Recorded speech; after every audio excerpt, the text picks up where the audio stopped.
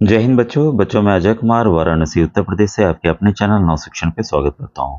बच्चों ये class 9th का ओरिजिनल पेपर है और ऑलरेडी मैंने मैथ्स के सभी क्वेश्चंस को अच्छे से समझाकर बता दिया है और 3 साल 4 साल के पेपर आपके उपलब्ध हैं मेरे चैनल पर, उसे आप देख सकते हैं। बच्चों आपको अपने YouTube पर नव शिक्षण टाइप करना है, ठीक है। मोबाइल पर इस लोगो के साथ साथ ये लिखा वाला आएगा, तो लिखे वाले पे आपको क्या करना है, छू देना है। तो जैसे आप छुएंगे तो आपके सामने देखिए वीडियो, शॉर्ट्स, लाइव और ये प्लेलिस्ट आ जाएगी। तो प्लेलिस्ट पे आपको क्लिक करना है क्योंकि आप जान ही नहीं पाते कि आखिर पेपर है कहाँ, ठीक है। तो जो भी देखिए लेटेस्ट वीडियोस बना रहा हूँ वो यहाँ पर 2025 का है, 9th और 11th दोनों के लिए इसमें है, ठीक है। इसको आप ओपन करेंगे तो सब चीज़ें आपके सामने ये आ जाएंगी, ठीक है। तो ये आंसर की है आपके सामने, देखिए मैंने बताया हुआ है यहाँ पर, ठीक है। और जो पहले के एक एक टॉपिक वाइज, चैप्टर वाइज मैंने समझाया हुआ है कि किस तरह के प्रश्न आ सकते हैं। तो आप नीचे की तरफ स्क्रॉल करेंगे और ध्यान दीजिएगा पीएमएसएसबी और श्रेष्ठा दोनों का सिलेबस बच्चों सेम रहा है। अब ये देखिए 2024 का है और इसमें भी मैंने विधिवत जो पेपर आए हैं और जो स्कीम के बारे में या पूरी जानकारी, बच्चों के इंटरव्यूज़ वगैरह, solve paper, model paper, topic wise paper, सभी कुछ मैंने यहाँ पर बताए हुए हैं। तो इसको आप जरूर देखिएगा। और इसमें एक देखिए मैंने पेपर का भी अलग से किया हुआ है, जितने वीडियोस मुझे समझ में आया उसको मैंने डाल दिया ऐसे, उसमें कंप्लीट आपका वहीं मिलेगा जो अलग से मैंने प्लेलिस्ट बनाई हुई है। यहाँ पर देखिए जितने भी वीडियोस हैं, श्रेष्ठा, सॉल्व पेपर, सीएचएस, बीएचयू, सैनिक स्कूल, नवोदय, इन सभी को आपको देखना है। ये मत सोचिए कि श्रेष्ठा का नहीं है, ठीक है। और इसके क्वेश्चंस आएंगे इसलिए मैंने यहाँ पर बच्चों डाला हुआ है। और यहाँ पर देखिए साथ में एक आखिरी प्लेलिस्ट है, नीचे की तरफ आएंगे और जिसमें लगभग 250 वीडियोज़ हैं बच्चों। तो ये आपके लिए काफ़ी इंपॉर्टेंट हो जाता है ये वाला, ठीक है। इसमें क्योंकि बुक से मैंने टॉपिक वाइज कैसे प्रश्न आए हैं उसको प्रूफ के तौर पे मैंने दिखाया भी है और कैसे प्रश्न बन सकते हैं।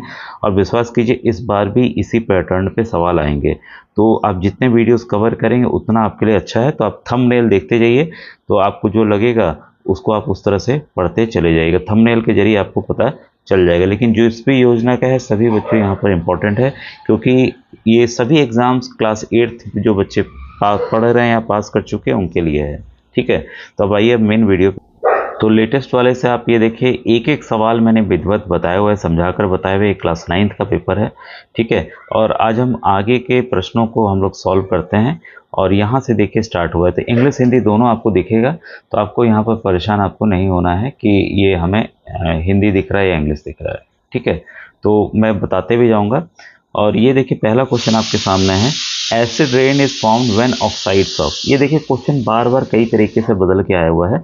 अम्ल वर्षा का निर्माण जब के ऑक्साइड वर्षा जल में घुल जाने और अम्ल का निर्माण करते हैं तो किसकी वजह से होता है। ये काफ़ी बार प्रश्न आया हुआ है। ये बच्चों आपका सल्फर और नाइट्रोजन, ठीक है। सल्फर और नाइट्रोजन मिलके ऑक्साइड्स इसके बनाते हैं, जैसे सल्फर डाइऑक्साइड, ठीक है। ये नाइट्रिक ऑक्साइड बनते हैं और ये जब पानी के साथ घुलते हैं तो सल्फ्यूरिक एसिड, ठीक है, या सल्फ्यूरस एसिड और नाइट्रिक एसिड HNO3 का निर्माण होता है, जो कि ताजमहल या कई जगह जो हर एक भवन है या हमें भी फसलों को भी नुकसान ये पहुंचा रहा है, ठीक है। तो यहाँ पर बच्चों देखिए आपका आंसर जो है ऑप्शन नंबर 4 है, सल्फर और नाइट्रोजन, ठीक है। अब यहाँ पर देखिए मैच द फॉलोइंग वाले, मैं मॉडल पेपर भी अगर आप देखेंगे उन वीडियोज़ में तो मैंने मॉडल पेपर बहुत ज़्यादा बताए हुए हैं, ठीक है। तो यहाँ पर अगर आप देखते हैं तो लुईस पैस्चर किण्वन यानी कि फर्मेंटेशन, अलेक्जेंडर फ्लेमिंग इन्होंने एंटीबायोटिक्स दी थी, पेनिसिलिन की खोज की थी, प्रतिजैविक, एडवर्ड जेनर इन्होंने स्मॉल पॉक्स यानी कि छोटी चेचक का टीका बनाया था, और रॉबर्ट कोच एंथ्रेक्स बैक्टीरिया की इन्होंने खोज की थी। तो यहाँ पर बच्चों ऑप्शन नंबर 32 का आपका एकदम सही है। जितने भी आंसर्स बता रहा हूँ बच्चों वो 100% एक्यूरेसी से सही हैं, तो आप निश्चिंत होइए। और ये क्वेश्चंस जो हैं ये अलग तरह से, आप ये मत सोचिएगा कि अरे ये तो आ चुका है नहीं आएगा, ये अलग तरह से दो का ही पूछ लेगा या किसी भी तरह से पूछ लेगा कि एडवर्ड जेनर ने किसकी खोज की, तो आपका आंसर तो यहीं से बन रहा है ना, ठीक है। तो वन लाइनर में भी आ सकता है, 4 ऑप्शन आपके रहेंगे, तो इनको भी आप जरूर से नोट डाउन कीजिएगा, समझिएगा। अब देखिए ये भी काफ़ी अच्छा क्वेश्चन है। Every object in the universe having mass m exert a force on every other object, this force is called। ब्रह्मांड में m द्रव्यमान का प्रत्येक अन्य पिंड का एक बल लगता है, वह बल क्या कहलाता है। भाई सूर्य है, पृथ्वी है, चांद है, उस पर कौन सा बल लग रहा है, हमारा ग्रेविटेशनल फोर्स लग रहा है, गुरुत्वाकर्षण बल लग रहा है। तो यही जो शब्दावली है जो यहाँ दिया है, इसको बदल के दूसरे तरीके से पूछ सकता है कि कौन इसमें से नॉन कॉन्टैक्ट फोर्स है, संपर्क बल नहीं है। ठीक है, तो कई तरीके से ये प्रश्न जो है पूछे जाते हैं, बदल के आते हैं। साउंड कैनॉट ट्रेवल बाय, देखिए ध्वनि के ऊपर मैंने अलग से वीडियो बनाया हुआ है, चैप्टर भी बनाया हुआ है, उसी प्लेलिस्ट में आपको मिलेगा। और जितने संभावित क्वेश्चन ध्वनि से, साउंड से आ सकते हैं, सब मैंने बताया, और विश्वास कीजिए वैसे ही प्रश्न आएंगे। उसमें न्यूमेरिकल भी मैंने बताया है, तो आपको थंबनेल के जरिए वीडियो को खोजना होगा। तो ध्वनि देखिए केवल वैक्यूम में, निर्वात में ट्रैवल नहीं कर सकती, बाकी सब जगह ट्रैवल करती है। सबसे तेज, वो पूछा जाता है कि सबसे तेज किस में ध्वनि करेगी, भाई जो धातु चीज़ें हैं, सॉलिड है, उसमें सबसे नंबर 1 करेगी, इसके बाद लिक्विड में करेगी, इसके बाद हवा में करेगी। ठीक है, तो इसको भी आप अलग से नोट डाउन कर लीजिएगा। इसके बाद है electroplating is an application effect on electric current, विद्युत लेपन विद्युत धारा के प्रभाव पर एक अनुप्रयोग है। तो इसका बच्चों सही है, विद्युत प्लेटिंग जो इलेक्ट्रोप्लेटिंग है वो रासायनिक व है केमिकल प्रभाव पर एक अनुप्रयोग है। तो 35 का आपका तीसरा ऑप्शन बच्चों यहाँ पर सही है। इसके बाद which of the following does not happen due to earthquake, निम्नलिखित में कौन सा भूकंपों के कारण नहीं होता है। तो देखिए इस चैप्टर को भी मैंने विधिवत समझाया हुआ है, इससे जितने सवाल आएंगे मैंने बताया हुआ है। देखिए भूकंप की वजह से सुनामी आ सकता है, बाढ़ आ सकता है, भूस्खलन आ सकता है, लेकिन ये आपका गड़गड़ाहट और बादलों का फटना नहीं आएगा। ठीक है, तो ऑप्शन 1 बच्चों यहाँ पर आपका सही होगा।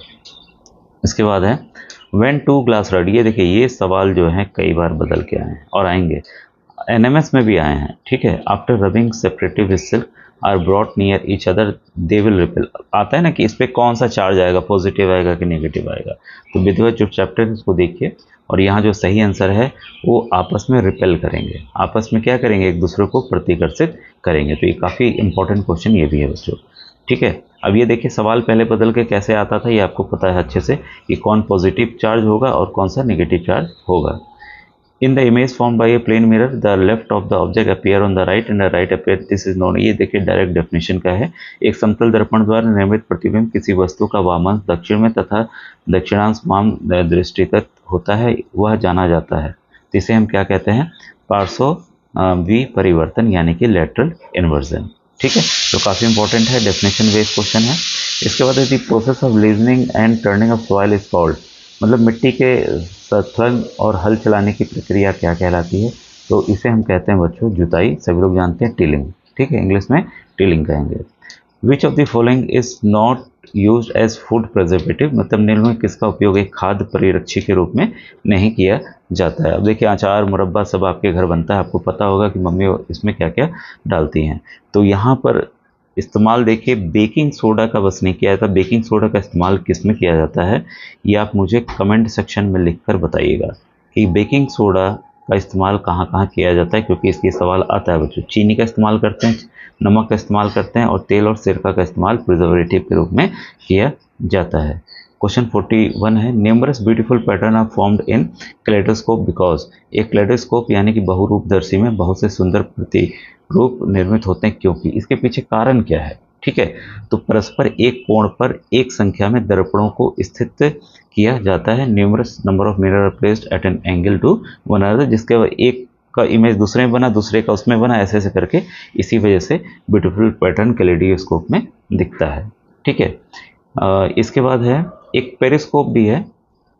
पेरिस्कोप के बारे में अगर आपको पता हो कि उसके पेरिस्कोप जो है उसके जो दर्पण है वो कितने एंगल पे रहते हैं, ये कमेंट सेक्शन में मुझे बताइएगा। इसके बाद है identify the sex of the child if a sperm with x chromosome fuses with the ovum. ठीक है, तो यहाँ पर जो आंसर है उस यहाँ पर आएगा आपका 42 का मादा, फीमेल। ठीक है, ये आपको पता है बच्चों कि जो स्पर्म मेल से आता है, पुरुष से आता है, तो उसमें 2 तरह के क्रोमोसोम होते हैं, एक्स और वाई। देखिए सवाल बदल दिया गया, शब्दों का खेल है। ठीक है, और जो फीमेल होती है, महिलाएं होती हैं, उनके पास जो क्रोमोसोम होता है वो XX होता है। क्लियर है, ये पहले ही बोल दिया कि मेल से जो गया है वो एक्स क्रोमोसोम गया है। ठीक है भाई, महिला के पास तो XX ही है, क्योंकि महिला का जो क्रोमोसोम होता है बच्चों XX है तो महिला, XY है तो वो पुरुष। जब महिला से भी X आया तो XX से क्या बना भाई, मादा ही बनी, फीमेल ही बनी। यही अगर सवाल आ जाए कि Y आया स्पर्म से, फीमेल से तो X ही आना है, तब क्या बनेगा, आपका मेल बनेगा यानी कि लड़का बनेगा। क्लियर है? ठीक है, तो इसलिए ध्यान रखिएगा, हमेशा जिम्मेदार मेल पुरुष होता है। कई लोग बोलते हैं लड़का लड़की चाहिए, तो उसके लिए पुरुष के पास ही तो है, महिला के पास तो पहले से है। पुरुष देगा तभी तो भाई लड़का बनेगा। तो ये जान लीजिएगा कि कई बार लेडीज़ को भी समाज में वो किया जाता है, तो उनकी जिम्मेदारी नहीं है यहाँ पर। ठीक है, ऐसे भी भगवान के ऊपर है निर्भर सब। A type of combustion in which a material suddenly burst into flame without introducing an external factor is called। काफ़ी अच्छा क्वेश्चन है, आपके बुक का है। दहन एक प्रकार जिसमें बिना किसी बाह्य कारक की उपस्थिति के कोई पदार्थ अकस्मात ज्वाला में फट पड़ता है, क्या कहलाता है? तो इसे बच्चों कहते हैं स्वस्फुट दहन यानी कि स्पॉन्टेनियस कंबस्शन। ठीक है, स्पॉन्टेनियस कंबस्शन किन किन चीज़ों में होता है, अगर आपको पता है तो एग्जाम्पल इसका बताइएगा। ऐसे मैंने चैप्टर ऑफ सिक्स पढ़ा हुआ है। What should not be done when you are present in a house during a thunderstorm। मतलब जब बिजली गिरती है ना, त्वरित झंझावात के दौरान घर में उपस्थित होने पर क्या नहीं किया जाना चाहिए। ठीक है, तो हमें यहाँ पर देखिए जो नहीं करना चाहिए उसको हम लोग बस जानने का प्रयास करेंगे। तो यहाँ पर हमें केवल लैंडलाइन तार वाले फ़ोन का ही प्रयोग किया जाना चाहिए। देखिए क्या नहीं किया जाना चाहिए, ये एक है गलत यहाँ पर। और दूसरा है ताज़ा जानकारियों के लिए टीवी को ऑन करना चाहिए, ये गलत है। ठीक है, क्या क्या सही ऑप्शन है हमारे? प्रवाहशील जल से संपर्क में आने से बचें। ठीक है, ये है। और दूसरा है कंप्यूटर को प्लग से हटा देना चाहिए, जितने उपकरण हैं उनको हटा देना चाहिए। तो 44 का बच्चों आपका ऑप्शन नंबर तीसरा जो है वो सही है, बी और सी ऑप्शन।